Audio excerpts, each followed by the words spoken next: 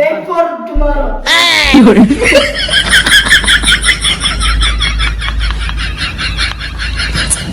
നമ്മളിന്ന് world famous ആയിട്ടുള്ള ഒരു ബിരിയാണി റെസിപ്പിയാണ് ചെയ്യാൻ പോണേ. എന്താ ബിരിയാണി പറഞ്ഞേ? നിസാമി ബിരിയാണി. സബ്സ്ക്രൈബ്. പിന്നെ അടുത്ത് കാണുന്ന ബെല്ലടിച്ച് പൊട്ടിക്കൂ. Hello, welcome to Ruchiyidam. ഞാൻ അപ്പു. അപ്പൊ നമ്മളിന്ന് വേൾഡ് ഫേമസ് ആയിട്ടുള്ള ഒരു ബിരിയാണി റെസിപ്പിയാണ് ചെയ്യാൻ പോകുന്നത്. ഏതാ ബിരിയാണി? നിസാമി ചിക്കൻ ബിരിയാണി. നിസാമി ചിക്കൻ ബിരിയാണിയാണ് നമ്മളിന്ന് ചെയ്യാൻ പോണത്.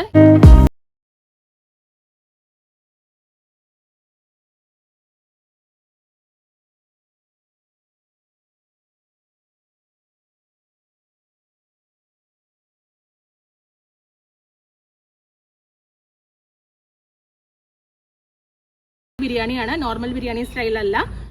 അപ്പോൾ എല്ലാവരും റെസിപ്പി ട്രൈ ചെയ്ത് നോക്കിയിട്ട് ഫീഡ്ബാക്ക് അറിയിക്കുക. അപ്പൊ നമുക്ക് ഉണ്ടാക്കാൻ പോവാം. ഓക്കെ, നമ്മുടെ ചിക്കനിലേക്കുള്ള സവോള അരിഞ്ഞു തുടങ്ങിയിട്ടുണ്ട്. ഇപ്പൊ നൈസായിട്ട് അരിഞ്ഞിട്ടാണ് ഈ ചിക്കന് വേണ്ടി യൂസ് ചെയ്യേണ്ടത് കേട്ടോ. ഇത് ഫ്രൈ ചെയ്ത സവോളയാണ് ഇതിന് കൂടുതലായിട്ട് യൂസ് ചെയ്യണേ. നമ്മുടെ സവോളയൊക്കെ നമ്മൾ മുറിച്ചിട്ട് ചെറിയ സ്ലൈസ് ആക്കി മുറിച്ച് വെച്ചിട്ടുണ്ട്. ഇതിപ്പോ നമ്മളൊരു 10-20 സവോള എടുത്തിട്ടുണ്ടാവും കേട്ടോ. കാരണം നമ്മൾ എടുക്കുന്ന റൈസും ചിക്കനും അനുസരിച്ചിട്ടാണ് നമ്മൾ സവോള യൂസ് ചെയ്യണത്. അപ്പോൾ ക്വാണ്ടിറ്റി കുറവാണെങ്കിൽ അതനുസരിച്ച് നിങ്ങൾ സവോള കുറയ്ക്കുക. പക്ഷേ ഈ ഒരു റെസിപ്പിക്ക് നമ്മൾ ആകെ കൂടി ഫ്രൈഡ് ഓണിയൻ മാത്രമേ ചേർക്കുന്നുള്ളൂ. അത് കാരണം സവോളയാണ് ഇതിൻ്റെ മെയിൻ ടേസ്റ്റ് വരുന്നത് കേട്ടോ. നമുക്കിനി ഇതൊന്ന് ഫ്രൈ ചെയ്തെടുക്കാം. നമ്മൾ സവോള ഫ്രൈ ചെയ്തെടുക്കുകയാണ് കേട്ടോ. അപ്പം 2 പിടി സവോളയൊക്കെ ഇട്ടിട്ട് നമ്മൾ പിന്നെ സാധാരണ ലേശം ഉപ്പൊക്കെ ഇട്ട് കൊടുത്തിട്ട് ഫ്രൈ ചെയ്തെടുക്കുക. അപ്പോഴേ പെട്ടെന്ന് ആവുള്ളൂ. പിന്നെ കട്ടി കുറഞ്ഞ് അരിയാനായിട്ട് ശ്രദ്ധിക്കുക. അപ്പൊ പിന്നെ വേഗമായി വന്നോളൂ അത്. അപ്പോൾ അതേപോലെ നമ്മളിപ്പോ ഫസ്റ്റ് സ്റ്റെപ്പ് സവോള വറുത്തെടുക്കുകയാണ്.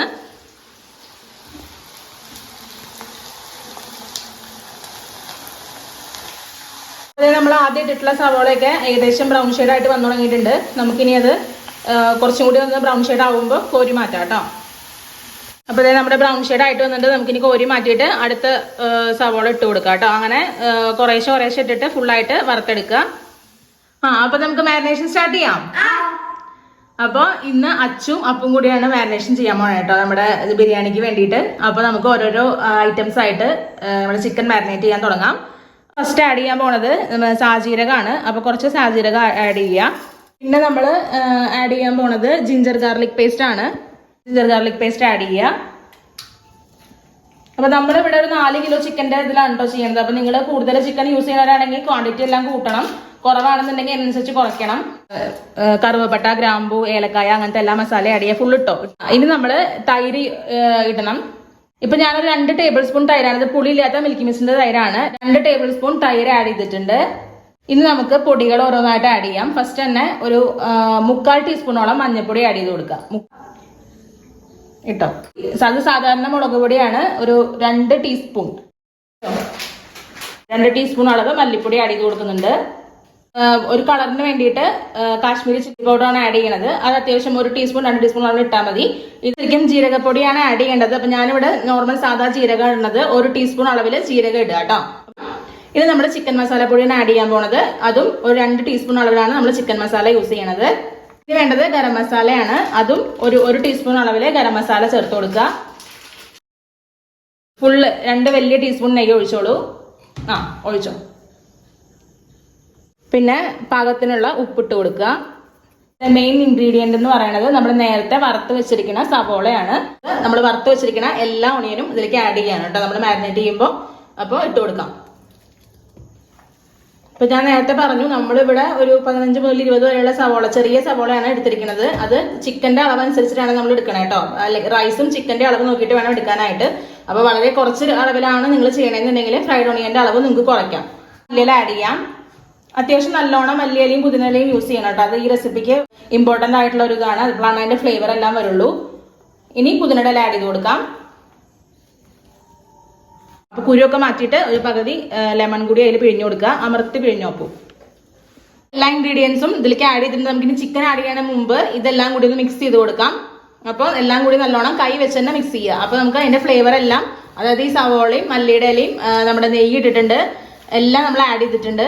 ഇത് ചേർക്കാനുള്ളത് കുറച്ച് വെജിറ്റബിൾ ഓയിൽ അല്ലെങ്കിൽ സൺഫ്ലവർ ഓയിൽ ആണ്. അപ്പോൾ ഇതിന് ശേഷം ഈ എല്ലാം മിക്സ് ചെയ്തതിന് ശേഷം നമുക്ക് കുറച്ച് വെജിറ്റബിൾ ഓയിൽ അല്ലെങ്കിൽ സൺഫ്ലവർ ഓയിൽ ആഡ് ചെയ്ത് കൊടുക്കാം കേട്ടോ.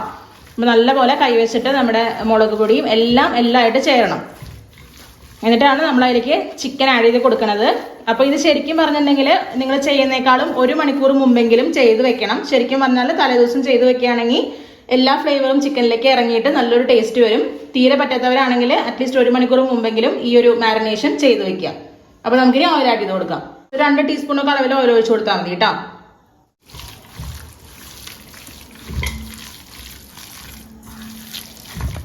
എല്ലാം മിക്സ് ചെയ്തിട്ടുണ്ട്. നമുക്കിനി ചിക്കൻ ആഡ് ചെയ്ത് കൊടുക്കാം. നന്നായിട്ട് കഴുകി ക്ലീൻ ചെയ്ത് വെച്ചിട്ടുള്ള ചിക്കനാണ്. നമുക്കിനി ഇത് ആഡ് ചെയ്ത് കൊടുക്കാം.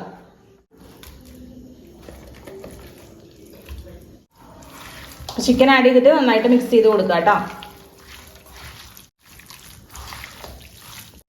അപ്പോൾ നമ്മുടെ മാരിനേഷൻ മുഴുവനായിട്ട് കഴിഞ്ഞിട്ടുണ്ട്. അപ്പോൾ ഇതുപോലെ അത്യാവശ്യം നന്നായിട്ട് എല്ലാ സൈഡിലേക്കും ഒരുപോലെ തന്നെ മാരിനേറ്റ് ചെയ്തെടുക്കുക. ഞാനിപ്പോൾ തലേദിവസമാണ് കേട്ടോ മാരിനേഷൻ ചെയ്യണത്. അപ്പോൾ നമ്മുടെ മാരിനേഷൻ ഒക്കെ കഴിഞ്ഞില്ലേ?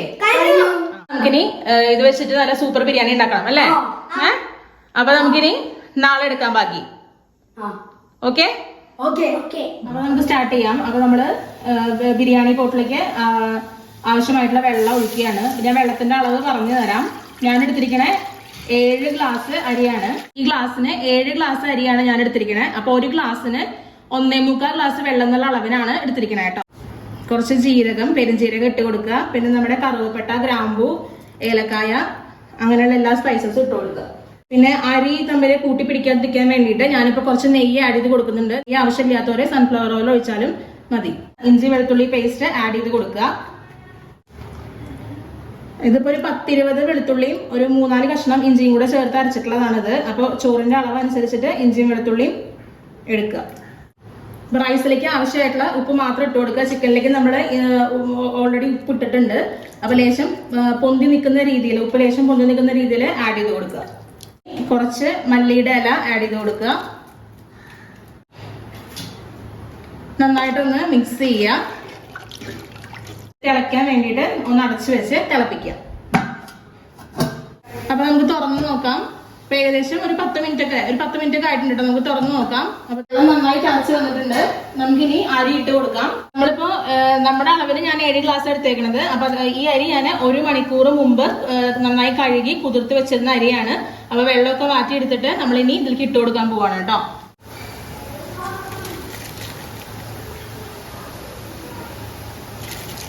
അപ്പൊ നമ്മള് അരി മുഴുവനും ഇട്ട് കൊടുത്തിട്ടുണ്ട്. ഇനി ഇതൊന്ന് വെന്ത് വരട്ടെ. ഞാനിപ്പോ ഒരു 3/4 ഭാഗം വേവേ നമ്മൾ ആക്കണുള്ളൂ. ചെറുതായിട്ടൊന്ന് ദമ്മ ചെയ്യുന്നുണ്ട്. ബാക്കിയുള്ളത് അതിന്റെ കൂട്ടത്തില് ദമ്മാവുമ്പോ വെന്ത് വരും കേട്ടോ. അപ്പൊ ഒരു 15 മിനിറ്റ് സമയം പിടിക്കും. അപ്പൊ നമുക്കത് കഴിഞ്ഞിട്ട് ഇനി അരി വെന്തതിന് ശേഷം നോക്കാം. അപ്പൊ നമ്മുടെ ഏകദേശം ഒരു 10 മുതൽ 15 മിനിറ്റ് വരെ സമയം എടുത്തിട്ടുണ്ട്. ഞാൻ മീഡിയം ഫ്ലെയിമിലാണ് കേട്ടോ അരി വേവിക്കാൻ ഇട്ടിരുന്നത്. അപ്പൊ നമുക്കൊന്ന് തുറന്ന് നോക്കാം.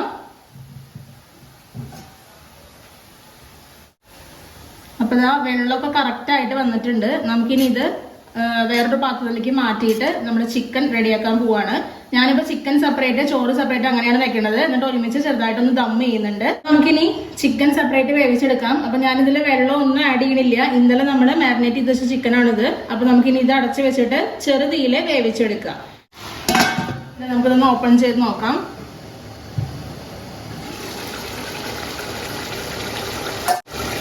നന്നായിട്ട് ചിക്കൻ്റെ ഉള്ളിൽ നിന്ന് വെള്ളമൊക്കെ തെളിഞ്ഞ് വരുന്നുണ്ട്. ഈ സമയത്ത് നിങ്ങൾ ഉപ്പ് നോക്കുക. ഉപ്പ് പാകമല്ലാന്നുണ്ടെങ്കിൽ ഉപ്പ് ആഡ് ചെയ്ത് കൊടുക്കുക. അപ്പം എൻ്റെ ലേശം ഉപ്പിൻ്റെ കുറവുണ്ടായിരുന്നു. അപ്പോൾ ഞാൻ കുറച്ച് ഉപ്പ് ആഡ് ചെയ്ത് കൊടുത്തിട്ടുണ്ട്. 10 മിനിറ്റ് കൂടുമ്പോൾ ഒന്ന് തുറന്ന് പതുക്കെ ഒന്ന് ഇളക്കി ഒന്ന് ഡ്രൈ ആക്കി എടുക്കണം കേട്ടോ. അപ്പോൾ നമുക്കിനി ചിക്കൻ റെഡി ആയിട്ട് ഒരുമിച്ചൊന്ന് ദം ചെയ്യാം. ഇവിടെ ഏകദേശം നല്ല ഡ്രൈ ആയിട്ടിരിക്കുന്നുണ്ട്.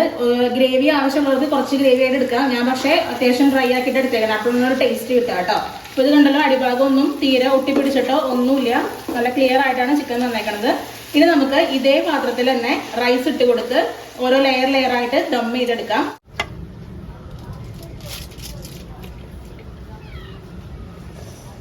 ഫസ്റ്റ് ലെയർ ചോറിട്ട് കൊടുത്തിട്ടുണ്ട്. എനിക്ക് വളരെ കുറച്ച് നെയ്യ് മുകളിലൊന്നും ആക്കി കൊടുക്കുക. ഇനി അതിന്റെ മുകളിലേക്ക് നമ്മൾ ഈ ചെയ്ത് വെച്ചിരിക്കുന്ന സവോള വറുത്തതും അതുപോലെ തന്നെ കാഷ്നട്ട്, കിസ്മിസ് എല്ലാം ഉണ്ട്. ഇതെല്ലാം കൂടെ ഇട്ട് കൊടുക്കുക. ഇനി നമ്മൾ പുതിനയുടെ ഇലയും മല്ലിയുടെ ഇലയും കൂടി അരിഞ്ഞിട്ടുള്ളത് അത് ഇട്ട് കൊടുക്കുക. ഇത് നമ്മൾ സാഫ്രോണും അതുപോലെ തന്നെ മഞ്ഞപ്പൊടിയും കൂടിയിട്ട് കുറച്ച് പാലിലിട്ടിട്ട് മിക്സ് ചെയ്തിട്ട് കളറിന് വേണ്ടിയിട്ട് യൂസ് ചെയ്യണതാണ്. കളർ പൊടി യൂസ് ചെയ്യുന്നില്ല, പകരം ഇതാണ് യൂസ് ചെയ്യണത്. അത് തെളിച്ചു കൊടുക്കുക. ഇതേപോലെ തന്നെ റിപ്പീറ്റ് ചെയ്യുക.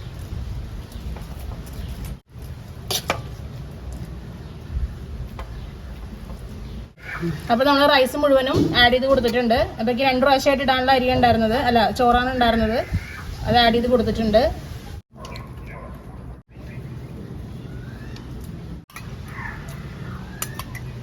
നല്ല കട്ടിയിൽ അലുമിനിയം ഫോയിൽ ഈ നമ്മൾ ഏത് പാത്രമാണ് എടുക്കുന്നത് ആ പാത്രത്തിൽ നന്നായിട്ട് വെച്ച് കൊടുക്കാം.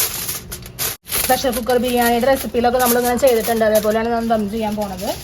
പുറത്തേക്ക് ഇതിൽ എയർ പോവാത്ത രീതിയിൽ ഇത് വെച്ച് കൊടുക്കുക. നമുക്ക് ദം ചെയ്യാം. എന്തെങ്കിലും പഴയ ഒരു ഇതുപോലത്തെ എന്തെങ്കിലും ദോശക്കല്ലോ അങ്ങനെ എന്തെങ്കിലും ഒരു ചട്ടി ഉണ്ടെങ്കിൽ അത് എടുത്തിട്ട് അതിൻ്റെ മുകളിലാണ് നമ്മൾ ഈ ദം ചെയ്യാനുള്ള പാത്രം വെച്ച് കൊടുക്കേണ്ടത്. എന്നിട്ട് വളരെ ലോ ഫ്ലെയിമിൽ ഒരു 5 മിനിറ്റോളം നമുക്ക് ദമ്മാക്കാം. ടൈറ്റായിട്ടുള്ളൊരു മൂടി വെച്ചിട്ട് ക്ലോസ് ചെയ്ത് കൊടുക്കുക. അതിൻ്റെ മുകളിൽ ടൈറ്റായിട്ട് എന്തെങ്കിലും ഒന്ന് കമത്തി വെക്കുക. അപ്പൊ ഈ ഭാഗം ഇത് നമ്മൾ തൊട്ട് നോക്കുമ്പോൾ നല്ല ചൂടായിരിക്കണം. അപ്പൊ നമുക്കിനി 5 മിനിറ്റ് കഴിഞ്ഞിട്ട് തുറന്നു നോക്കാം.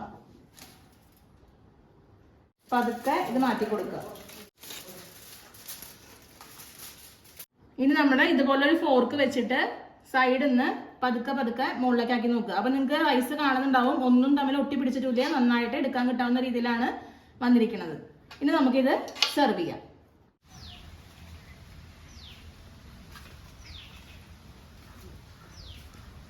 ഇവിടെ അമ്മമാര് ട്രൈ ചെയ്ത് നോക്കുകയാണ് കേട്ടോ ബിരിയാണി എങ്ങനെയുണ്ട്. അപ്പൊ നിങ്ങൾ നോക്കിയിട്ട് അഭിപ്രായം പറയും എങ്ങനെയുണ്ട് ബിരിയാണി എന്നുള്ളത്.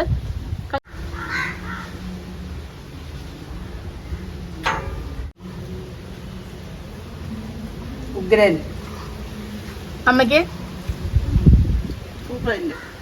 ബിരിയാണി ട്രൈ ചെയ്ത് നോക്കുകയാണ്. ചെയ്ത് നോക്കാം നമുക്ക് ബിരിയാണി എങ്ങനെയുണ്ടെന്ന്. ചെയ്ത് നോക്കിക്കോളൂ. അടിപൊളി, സൂപ്പർ ആയിട്ടുണ്ട്. നമ്മളിത് ഇതുപോലെ ചട്ടിയിലാണ് കേട്ടോ പ്രസന്റ് ചെയ്തേക്കണേ. അച്ചു സൂപ്പർ അല്ലേ? അമ്മ ചേച്ചിക്കോ ഇഷ്ടപ്പെട്ടില്ലേ? ഒന്ന് ട്രൈ ചെയ്ത് നോക്കട്ടെ കേട്ടോ. സൂപ്പർ ആയിട്ടുണ്ട്. അപ്പോ ഞങ്ങളുടെ ഈ നിസാമി ബിരിയാണി എല്ലാവരും ട്രൈ ചെയ്ത് നോക്കുക. ട്രൈ ചെയ്ത് നോക്കിയിട്ട് ഫീഡ്ബാക്ക് ഒക്കെ അറിയിക്കണം. അപ്പൊ നമുക്ക് എന്തൊക്കെയാ വേണ്ടേ? ലൈക്ക്, ഷെയർ, സബ്സ്ക്രൈബ്, പിന്നെ അടുത്ത് കാണുന്ന ബെല്ലടിച്ച് പൊട്ടിക്കൂ. അപ്പൊ നമുക്കിനി വീണ്ടും പുതിയൊരു റെസിപ്പി ആയിട്ട് പുതിയൊരു വീഡിയോയിൽ കാണാം. അതുവരെ എല്ലാവർക്കും ബൈ ബൈ.